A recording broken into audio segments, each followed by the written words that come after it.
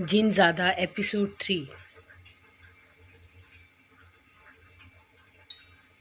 अबिहा का कज़न अबिहा की तस्वीर मोबाइल पे निकाल के इजहार मोहब्बत करता है और कहता है, काश मैं तुम्हें पहले ही बता देता मैं तुमसे कितनी मोहब्बत करता हूँ। तुम्हारी मोहब्बत में मैं शायर बन गया हूँ। इतनी देर में अदनान की बहन की कॉल उसको आती है। मजबूरन वो कॉल उठाता है और अदनान की बहन उसे कहती है, तुम्हें एक खुशखबरी सुनानी है। तुम्हें मुबारक हो कि तुम मामू बनने वाली हो। अबिहा प्रेग्नेंट है। उस पर वो ना चाहते हुए भी उसे मुबारक देता है, खुशी का इजहार करता है और उसे कहता है कि मुझसे मिलो। कॉल बंद कर देते हैं। उधर अगले दिन अब अदनान कमरे में खुशी से दाखिल होता है और अबिहा को सुनाता है कि मेरी प्रमोशन हो गई है। दोनों बहुत खुश होते हैं। वो कहता है कि मुझे जर्मनी जाना है मीटिंग के लिए। तो वो कहती है, मैं भी तुम्हारे साथ चलूँगी। पहले तो वो रोकता है कि तुम बीमार हो। वो कहती, नहीं, मैं मामा को कहती हूँ, वो मेरी टिकटें करवा देंगी।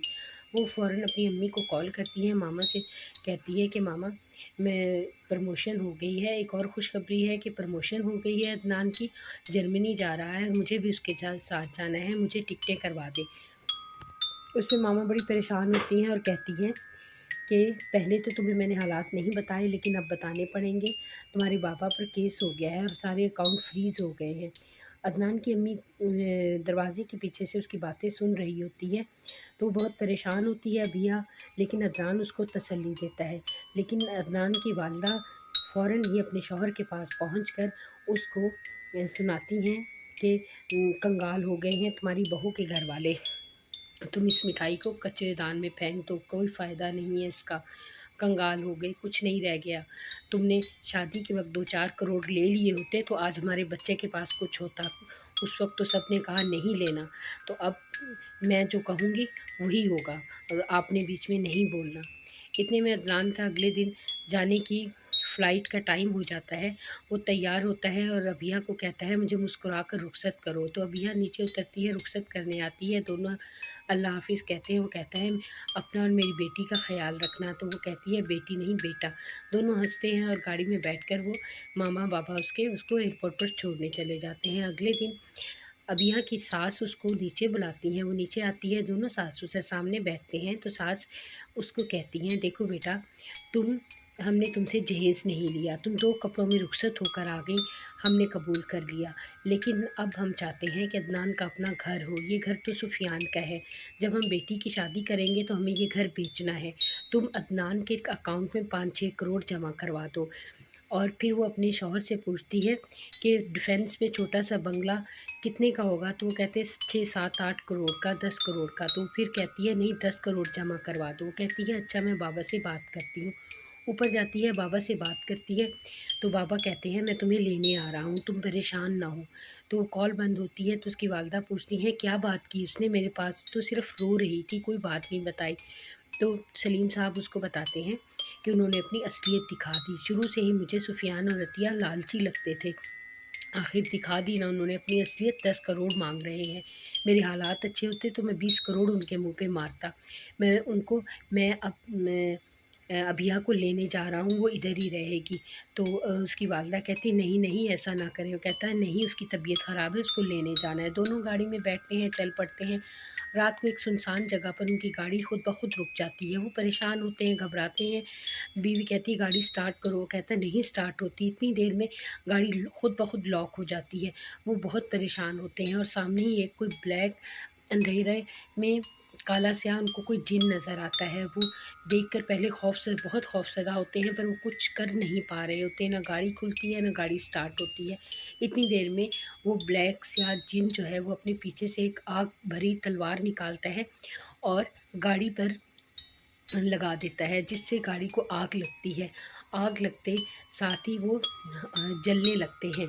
तो उसको वो जो जिन होता है उसको अपनी पुरानी बात याद आती है कि यही वो सलीम साहब हैं जो हमारे जंगल में आके इन्होंने शिकार किया था और उसकी बीवी जो है उसकी शिकार की उसकी बंदूक की गोली से मर गई थी। तो वो उसके बाद से परेशान रोता रहा अपनी बीवी के लिए और बदला लेने के लिए हर वक्त तैयार रहता था। तो अब उसने बदला ले लिया सलीम साहब से। उसने आग लगा के छोड़ दी। तो वो अपनी पुरानी बातें याद कर रहा है कि ये आए थे जंगल में, इस तरह इन्होंने गोली चलाई। तो मौलवी साहब कह रहे थे कि आप इस जंगल में ये शिकार ना करें, इसमें ने शिकार नहीं कोई भी करने आता। लेकिन मौलवी साहब की उन्होंने बात नहीं मानी। तो इस तरह उन्होंने उनकी हिरनी के बहाने उसकी में जिनकी बीवी को पे गोली चला दी, वो मर गई। वो अपनी बीवी को याद करते हुए रोता है और बीवी की शक्ल अबिहा जैसी ही थी बिल्कुल। तो वो बहुत रोता है उसको, और तभी से ठान लेता है कि मैं अब बदला लूँगा। वो जिन है, इसलिए वो बदला ले सकता है। जिन जो अपनी बीवी को याद करते हुए तलवार और ज़ोर से गाड़ी पे मारता है, और सब कुछ जलकर राख हो जाता है। आग जलने लगती है, हर तरफ आग ही आग होती है। फिर वो अपने चेहरे से चादर उतारता है, ब्लैक चादर, और अपना जला हुआ चेहरा दिखाता है, जिससे वो बेचारे मर जाते हैं। उधर सास जब अबिहा के कमरे में आती है, अबिहा पैकिंग कर रही होती है, तो वो कहती है तुम कहाँ जा रही हो? अबिहा कहती है मैं अपने पेरेंट्स की तरफ थोड़े दिनों के लिए जा रही हूँ, वो मुझे लेने आ रहे हैं। तो सास कहती है तुमने पूछना भी गवारा ना किया। जिस वो कहती है बस मैं पैकिंग करके आ ही रही थी आपकी तरफ, तो खुद ही फैसला कर लिया। तो इतनी देर में अबिया की फूफो की कॉल आती है, तो वो अबिया की फूफो उसको बताती हैं कि तुम्हारे फादर मदर दोनों जल के डेथ हो गई। तो वो बेचारी रोती हुई घर पहुंचती है। घर फिर तदफीन होती है, लोग अफ़सोस करने आते हैं। वो बेचारी बहुत दुखी है इस टाइम पे, और उसकी फूफो उसको तसल्ली देती है। अदनान भी जर्मनी में होता है, अदनान भी नहीं आ पाता, और उसकी सास ससुर भी उससे कोई ख़ास ताल्लुक़ नहीं रख रहे होते, और उसकी फूफो और फूफो का बेटा ही उसका बहुत ख़याल रख रहे होते हैं। तो वो रोती है। फूफो कहती है उठो भाई, लोग ताज़ियत के लिए आए हैं, जाओ उनको मिलो। तो वो कहती है मैं किसी से नहीं मिल सकती, आप सॉरी कर लें, मेरी हालत नहीं है मिलने की, मेरे में हौसला नहीं है। तो फूफो तसल्ली देती हैं। इतनी में फूफो का बेटा अंदर आता है और अबिहा को कहता है अबिहा, अदनान की कॉल आई है। वो मोबाइल पकड़ती है और बाहर अदनान से बात करने चली जाती है। वो बताती है कि मैं बहुत परेशान हूँ, मैं नहीं रह सकती।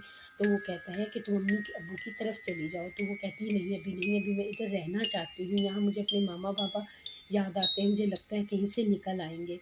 तो ये बातें करके फ़ोन बंद कर देता है। उधर अदनान की अम्मी अब्बू दोनों अपने घर में बैठ के प्लानिंग कर रहे होते हैं कि अब क्या किया जाए, ये तो कंगाल हो गई है, इससे कैसे जान छुड़ाई जाए।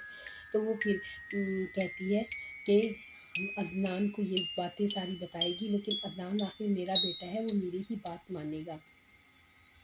तो अब कुछ ना कुछ करना होगा। इनकी तो जो प्रॉपर्टी है वो भी सारी हुकूमत ने कब्ज़ा कर ली है, कुछ नहीं हो सकता, लेकिन अब कोई और हल निकालना होगा इसका। इतने में जो अबीहा अपने कमरे में सो रही होती है, तो अचानक उसको ख्वाब आता है कि वो जंगल में कहीं सो रही है। उसकी आँख खुलती है, जंगल ही जंगल है हर तरफ।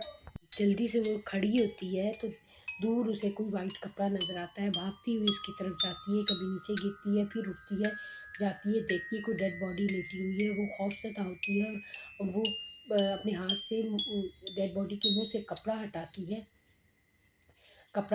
है, तो अंदर अदनान की डेड बॉडी पड़ी होती है। अदनान आँखें खोलता है, और वो आँखें जिन वाली आँखें होती हैं। वो खौफ़ज़दा होती है, इतने में उसकी आँख खुल जाती है। तो वो हैरान परेशान होती है कि ये मुझे क्यों ऐसा ख्वाब आ रहा है। वो बड़ी परेशान होती है। इतने में उसकी फूफो कमरे में आती हैं, कहती हैं उठिए अबिहा बेटे, अच्छा किया, उठो शाबाश नहा धो लो, लोग ताज़ियत के लिए आ रहे हैं। वो उठती है, और फूफो बैठ के फिर अपने भाई को याद करती हैं कि मुझे ऐसे लगता है कहीं से सलीम भाई निकल आएंगे और कहेंगे शहनाज बहन मुझे चाय बना दो, वो मेरी चाय बड़े शौक़ से पीते थे। इतने में वो खड़ी होती, कहती मैं नहा के आती हूँ। तो फूफो देखती हैं कि ये मिट्टी कहाँ से आ गई है, तुम्हारे सारे कपड़ों को मिट्टी क्यों लगी हुई है। वो भी हैरान होती है, कहती वो देखो जूता मिट्टी से भरा हुआ है, ये कहाँ से मिट्टी आई, कौन आया था कमरे में। अबिहा को कुछ याद नहीं होता, वो वही अपना ख्वाब सोच रही होती है, और वो कहती है अच्छा चलो तुम नहा धो के बाहर आओ।